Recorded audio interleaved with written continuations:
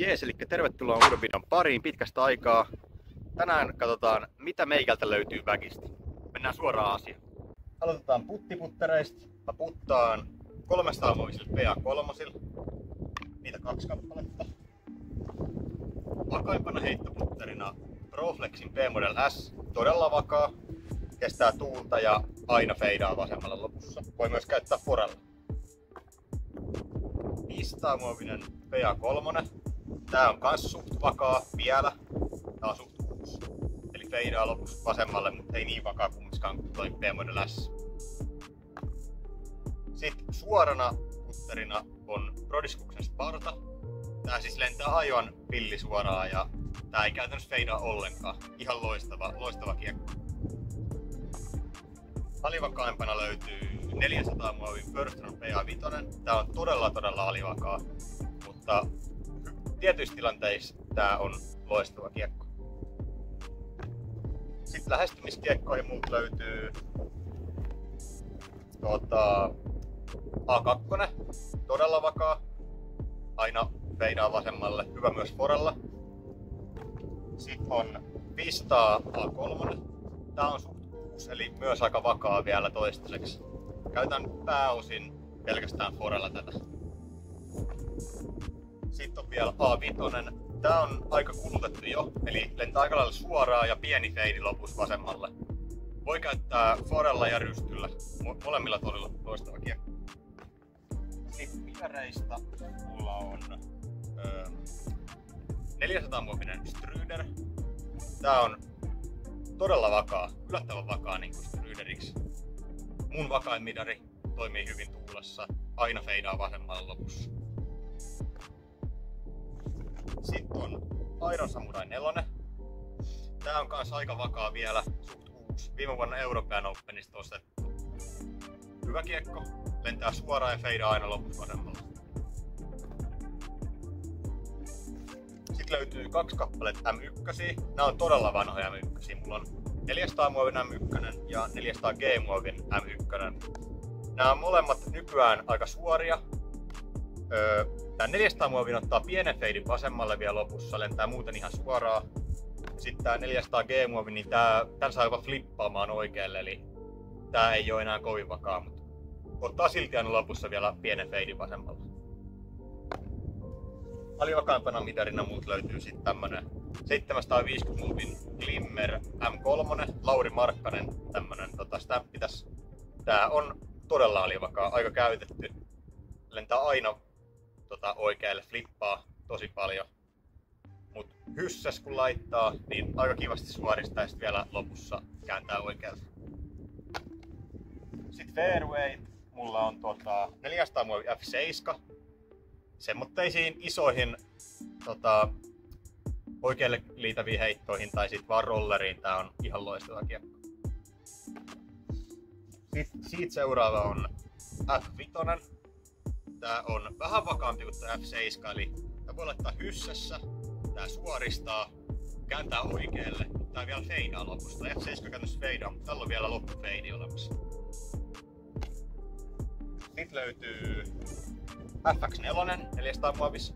Tää on aika suora nykyään. Ottaa pienen feidin lopussa vasemmalle, ja jos kovaa heittää, niin flippaa myös hyvin. Sitten 400 muovin FX3. Tää on vakaampi kuin FX4.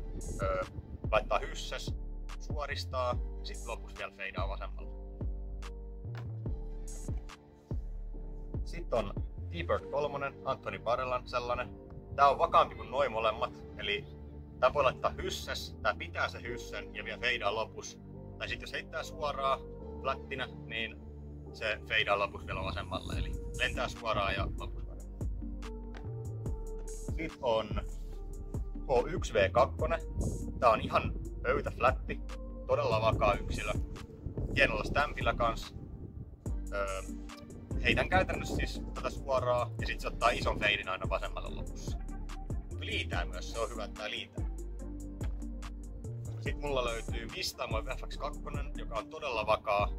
Tää käytännössä heität flättinä heti vasemmalle ja tää ei käytännössä liitä ollenkaan, eli erittäin vakaa ja ei liida ollenkaan. Pistäisepannuit mulla on tämmönen spessumpi Air D2. Tää on hyvä, jos on jossain paikassa, missä ei pysty ottaa vauhtia. Pitää heittää paikaltaan, pitää päästä pitkälle. Tää on suht alivakaa, aina niin kun heittää. Mut just paikaltaan esimerkiksi tää on just hyvä, koska tää kumminkin pitää D2 vakauden vielä. Sitten mut löytyy 2 kappaletta lisää D2. Mulla on 400 G-muovin todella käytetty D2. Tätä mä käytän pelkästään foreihin. Tää on ihan loistava forekiekko. Pelkkä forekiekko mulla.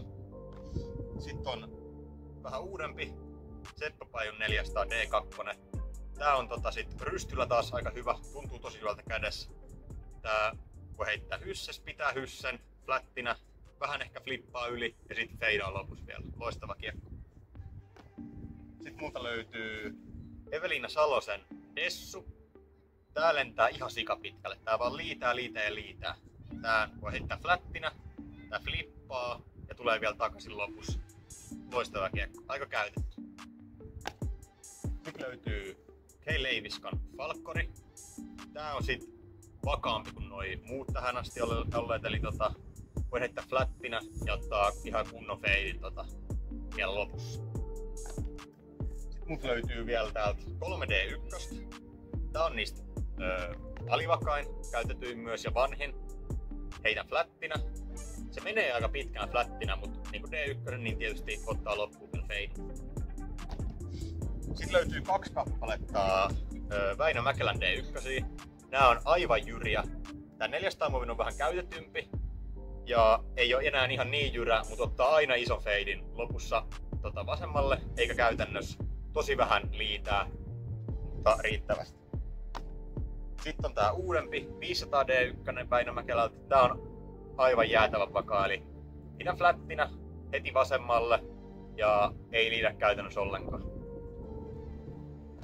Sitten vielä utilitykiekkoja mut löytyy Lisoten Full Tiltti ja tämmönen D2 Pro prototyyppi 500 muovissa. Nämä on molemmat semmoitteet todella vakaita, että jos tarvii jotain granaattia tai muut sen tapasta, niin nämä on siihen hyviä kiekkoja. Väkinä mulla toimii Gripin AX5. Ei mitään valitettavaa tässä väkissä ollut nyt pari vuotta käytössä. Ihan loistava väki, mahtuu hyvin kiekot ja täällä on juomapulloa ja kaikkea muuta sit mukana. Hei, kiitos kun katsoit videon. Muista tilata kanava, tykkää videosta ja jätä kommenttia alle, jos siltä tuntuu. Nähdään ensi kerralla. Se on morjes.